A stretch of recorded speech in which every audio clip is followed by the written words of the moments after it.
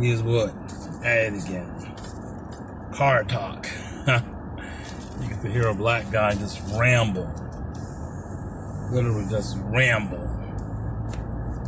Let's talk about, since we're driving by a cinema, let's talk about the movies. I remember when I was a kid, me and my mom used to go to the movies. And one of the things I didn't like about it is my mom would always wait till everybody left after the movie was over with.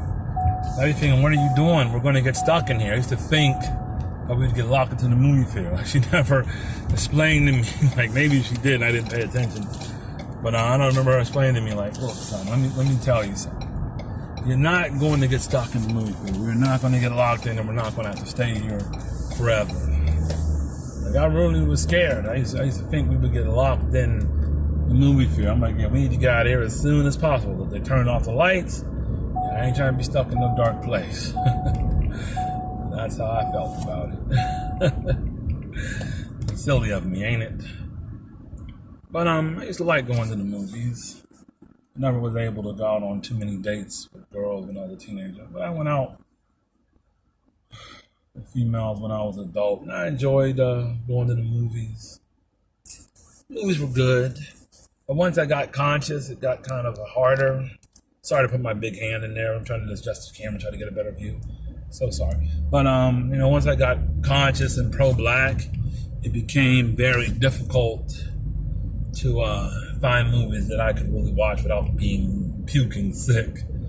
Because it was a bunch of garbage, and I realized how much racism was being put into play. And if you don't pay attention and if you're not educated, you really don't know how bad it really is. Like, racism in movies is bad. Like, it's subliminal, underground sort of stuff. Like, for instance, I think there's this one movie called, 25 Days Later or 28 Days Later. It's about people turning into zombies. It had the guy that played Monk in Gangs of New York, the big dude with the stick from Gangs of New York. And, I'm so sorry I don't have names, but the dude who was the intimidating big dude with the stick who was bashing everybody's head in with the stick, who the butcher ended up killing in Gangs of New York. Like, he was in that movie. And, they had talked about how they had somebody, and this was in England, who made it so crazy. So if you get affected with this disease or something like that, it turns you crazy and you be wilding out, acting like an animal. And of course, there were British soldiers, and one of the soldiers got sick, caught that disease or whatever. It's like some kind of zombie thing where if a zombie bites you or if blood falls on you, you get sick or whatever. And what ended up happening was this soldier ended up getting sick. But the soldier, of course, was black. In Britain, like, I know they have black soldiers in Britain, but I'm thinking, like, all these white people in this movie, but one of the only black people in the movie is the one you guys got on a leash to show that he got sick with that disease. To me, that's racism. Now, what was the movie in Haiti? That would make sense because the Haitians are black. Or if you made it like a World War II movie and this was like a black division, because they had black divisions, like they had all white divisions, then that would be kind of okay. But they're not, Fulani soldiers, they're not Mandinka soldiers,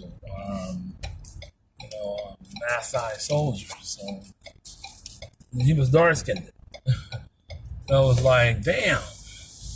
A lot of people noticed, people watching the movie, they noticed it. And stuff like that they do in movies. So that makes it hard for conscious people to watch it.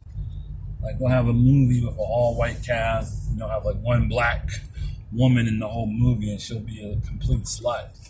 Or else be something else, she'll be the only one who's messed up. And it's stuff like that you gotta watch for in movies. That's why, like, for me, I don't really pay attention. That's why a lot of movies I can't watch, because it's undercover signs of racism that hits you subliminal. So I used to love going to the movies until I got conscious. And I didn't go see Black Panther. I didn't, I should have probably went to see it, but I'll see it. I didn't go see Django. I didn't go see Get Out. So they are making some movies that are a little bit, better, I guess, but I'm good, But I'll watch the movies, when I get, maybe I might go back to the movie. But every once in a while, me and my wife, used to go to the dollar movie. We saw some good movies. Every once in a while, we went to the dollar movie. But that's me thinking, man, like, damn, I always got to throw some racist stuff in it.